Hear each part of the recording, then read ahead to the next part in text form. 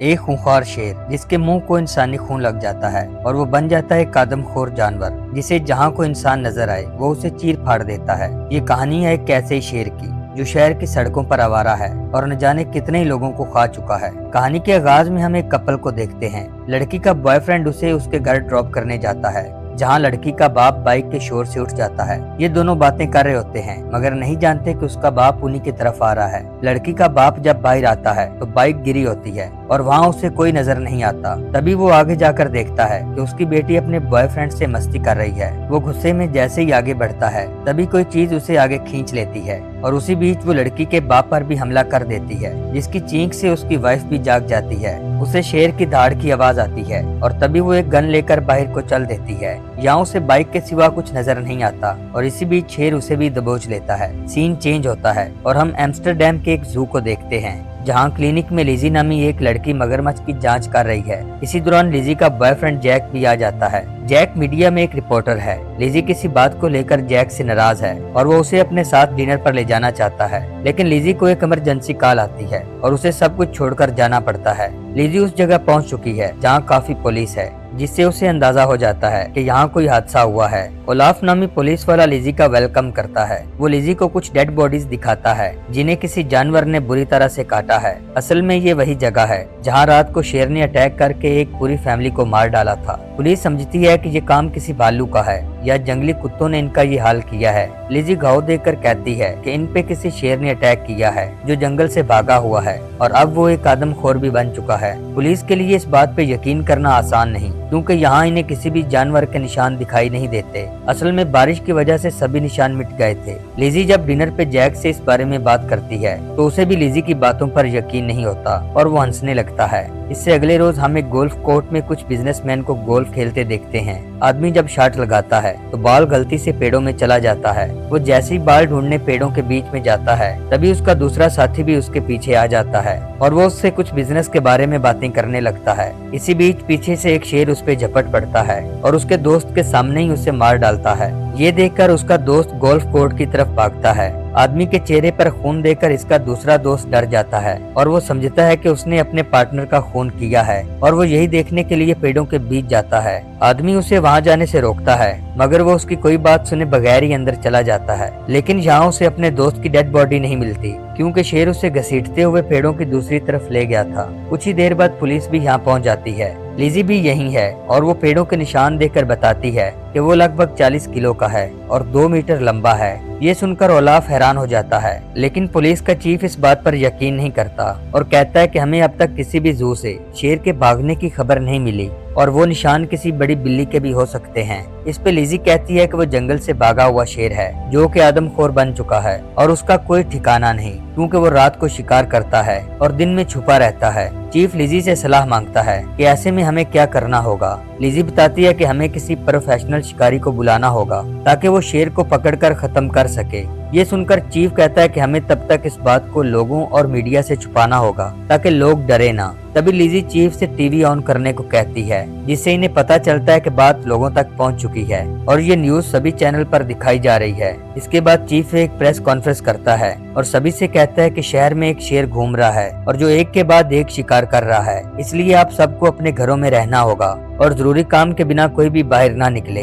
Olaf लिजी से कहता है कि हम एक प्रोफेशनल शिकारी की तलाश में हैं और इसमें तुम हमारी मदद करोगी। लिजी बताती है कि वो एक ऐसे शिकारी को जानती है जो कई शेरों को मार चुका है और वो इस वक्त लंदन में है। तो ओलाफ कहता है कि अगर वो इतना ही माहिर है तो उसे ही बुलाया जाए। शेर अब शहर में एंटर हो चुका है और इसके बारे किसी को खबर नहीं। अब हम लिजी और जैक को घर जाते देखते हैं, जहाँ वो स्ट्रीट में एक डिलीवरी बॉय से खाना लेते हैं। डिलीवरी बॉय जब फूड डिलीवर करके वापस जा रहा होता है तभी वो अपने पीछे शेर को देखता है। शेर को देखते ही वो बाइक भगा लेता है। शेर भी उसका पीछा नहीं छोड़ता। डिलीवरी बॉय को जब कोई रास्ता नजर नहीं आता तो वो सीधा पानी में कूद जाता है। उसे लगता है कि शेर जा चुका है और वो जैसे ही बाहर निकलने लगता है तभी अचानक से शेर उस पे हमला करके उसे मार डालता है। शहर में जब हत्याएं बढ़ जाती हैं तो पुलिस चीफ लिजी के शिकारी के बजाय अपने एक दोस्त को शेर का शिकार करने के लिए हायर करता है। शिकारी का बेटा भी उसके साथ जाने की जिद करता है, लेकिन वो ये कहकर मना कर देता है कि इसमें बहुत खतरा है, इसलिए तुम मेरे साथ नहीं जा सकते।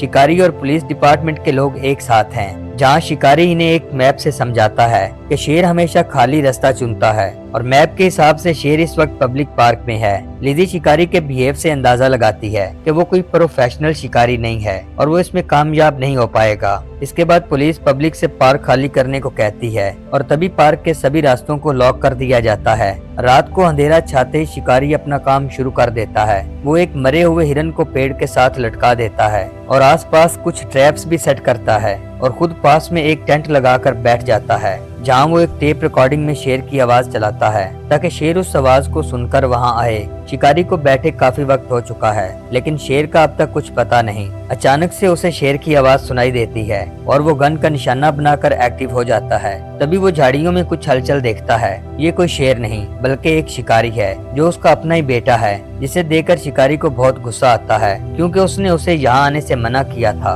पार्क के ऊपर एक चॉपर भी है जो सारी मूवमेंट पर नजर रख रहा है। इसी बीच इन्हें शेर के हुर्राने की आवाज आती है। शिकारी का बेटा आवाज की तरफ दौड़ पड़ता है और वो खुद टेंट में तैयार होकर बैठ जाता है और अचानक शेर पीछे से उस पे हमला कर देता है। शेर उसे नोच रहा होता है तो शिकारी अपने बेटे से शेर को शूट करने का कहता है। वो जैसे ही उसे शूट करने के लिए 2 कदम पीछे हटता है तभी उसका पाँव ट्रैप में अटक जाता है, जिससे वो गर्दन के बल नुकीले ट्रैप पर जा गिरता है और वहीं उसकी मौत हो जाती है। चॉपर में बैठा पुलिस वाला सब कुछ देख रहा था और वो चीफ को इन्फॉर्म करता है कि शेर शिकारी के साथ एक और आदमी को मार चुका है और अब वो दूसरी तरफ भाग रहा है। तभी पुलिस की गाड़ियां एक साथ पार्क में चली जाती हैं, लेकिन इनके यहाँ पहुँचने से पहले शेर भाग चुका होता है, जबकि शेर पार्क से निकलकर शहर की तरफ दौड़ पड़ता है और जल्द ही वो चॉपर की नजरों से भी ओझल हो जाता है। असल में शेर पार्क से निकलकर मुसाफिरों से भरी एक ट्रैम में घुस जाता है। उसके मुंह को इंसानी खून का जायका लग चुका है और वो ट्रैम में काफी तबाही मचाता है। 2 लोग और मारे जाते हैं जबकि काफी घायल हो जाते हैं। मजीद हत्याओं से बचने के लिए ओलाफ लिजी को उसके प्रोफेशनल शिकारी को बुलाने की विनती करता है। लिजी मान जाती है क्योंकि वो भी नहीं चाहती कि कोई और उस आदमखोर शेर का शिकार बने। इस हादसे को लेकर शहर में खौफ का माहौल बन जाता है और सभी पुलिस डिपार्टमेंट पर उंगलियां उठाने लगते हैं। इससे अगले दिन लिजी ओलाफ के साथ एयरपोर्ट जाती है जहाँ उन्हें अपने प्रोफेशनल शिकारी को रिसीव करना है। इस शिकारी का नाम डेव है और वो एक टांग से भी अपाहिज है। लिजी काफी टाइम पहले डेव की गर्लफ्रेंड थी, लेकिन किसी बात को लेकर उन दोनों में अलैदगी हो गई थी। फ्रेश होने के बाद डेव एक व्हीलचेयर पर पार्क में आता है। उसे इस हाल में देखकर पुलिस हैरान हो जाती है और उन्हें उस पर शक होने लगता है कि वो ये काम नहीं कर पाएगा, मगर डेव आते ही काम पे लग जाता है। वो पार्क में हमले वाली जगह पर जाकर इंफॉर्मेशन इकट्ठी करने लगता है। डेव इन्हें बताता है कि शेर जिस किसी को भी मारता है वो उसे खाने लाजमी आता है, इसलिए हमें उसका पीछा करने की जरूरत नहीं। अगर हम उस मरे हुए शिकारी की डेड बॉडी को वापस वहीं पार्क में रखते हैं तो वो उसे खाने के लिए लाजमी आएगा। लेकिन इसके लिए चीफ नहीं मानता क्योंकि वो शिकारी उसका दोस्त था और वो ऐसा हरगिज नहीं करेगा। अब हम 2 बच्चों को खेलते देखते हैं। वो स्लाइडिंग कर रहे होते हैं, तभी अचानक से शेर उनके सामने आ जाता है और अपने नुकीले दांतों से उनका शिकार कर लेता है। इस घटना के बाद डेव और लिजी भी हादसे वाली जगह पहुंच जाते हैं जहां पुलिस पहले से होती है। लिजी ओलाफ से पूछती है कि तुमने हमें इस बारे में क्यों नहीं बताया। इस पे ओलाफ लिजी से कहता है कि चीफ डेव के साथ काम नहीं करना चाहता क्योंकि उसे लगता है कि डेव ये काम नहीं कर पाएगा क्योंकि वो अपाहिज है। तभी यहाँ चीफ भी आ जाता है और बताता है कि अब से इस मिशन को हमारे हाई ट्रेंड कमांडो हैंडल करेंगे और हम पहले से ही पार्क को चारों तरफ से घेर चुके हैं और जल्द ही हम उस शेर को ठिकाने लगा देंगे और तुम कल सुबह वापस लंदन अपने घर जा सकते हो। जैक भी यही है और वो डेव को लिजी के साथ देखकर इनकी तरफ आता है। डेव को लिजी से पता चलता है कि जैक उसका बॉयफ्रेंड है और इसके बाद ये तीनों एक साथ डिनर करते हैं जहाँ जैक इन्हें अपने शिकार के किस्से सुनाता है, जबकि दूसरी तरफ पार्क में कमांडो फैले हुए हैं और अचानक से वो यहाँ एक ट्रैप में फंस जाते हैं जिससे इनके अपने ही लोग मारे जाते हैं। असल में ये ट्रैप कुछ शिकारियों ने बिछाया था जो इनसे पहले ही पार्क में आ चुके थे, लेकिन इस हादसे में वो शिकारी भी मारे जाते हैं। इस हादसे के बाद पुलिस को एहसास होता है कि डेव को हटाकर उन्होंने बहुत बड़ी गलती की है, इसलिए वो डेव की टिकट कैंसिल कर देते हैं और उसे अपने साथ काम करने की विनती करते हैं। इसके बाद सीन चेंज होता है और हम डेव को पुलिस के साथ पार्क में देखते हैं जहाँ शिकारी की लाश को पेड़ के साथ लटकाया जा रहा है। आखिर पुलिस इतने नुकसान के बाद डेव के तरीके से काम करने के लिए राजी हो जाती है क्योंकि पुलिस के पास इसके अलावा कोई चारा नहीं। ओलाफ उससे पूछता है क्या तुम्हें छुपने के लिए टेंट नहीं चाहिए। इस पे डेव कहता है कि वो बच्चों का तरीका है और चॉपर की भी कोई जरूरत नहीं क्योंकि वो शोर से भाग जाएगा। अब अंधेरा हो चुका है और डेव अपनी गन के साथ पार्क में अकेला है जबकि सारी पुलिस पार्क के बाहर है। और मीडिया वाले भी इस खबर को कवर करने के लिए बाहर हैं। डेव अपने हाथों से शेरनी की आवाज निकालता है ताकि शेर को लगे कि शेरनी मीटिंग के लिए उसे बुला रही है, और तभी उसे झाड़ियों से हलचल होती दिखाई देती है। जब वो अपनी स्कोप से देखता है तो उसे कुछ नजर नहीं आता। शेर डेव के पीछे है और उसे इस बात का एहसास भी हो जाता है। इससे पहले कि शेर उस पर हमला करता, डेव एकदम से उस पे गोली चला देता है, जिससे वो घायल होकर यहाँ से भाग जाता है। उसकी व्हील चेयर इलेक्ट्रिक है और वो काफी तेज दौड़ती है। डेव शेर का काफी पीछा करता है, लेकिन वो उसके हाथ नहीं लगता। वो पुलिस को बताता है कि वो ट्रैप वाली जगह से भाग चुका है, लेकिन अभी तक पार्क में ही है। ओलाफ उसे बताता है कि डेड बॉडी पेड़ पर नहीं है। ये सुनकर डेव हैरान हो जाता है और वो ओलाफ से कहता है कि वो घायल है और घायल शेर ज्यादा खतरनाक होता है, इसलिए तुम्हें बच के रहना होगा।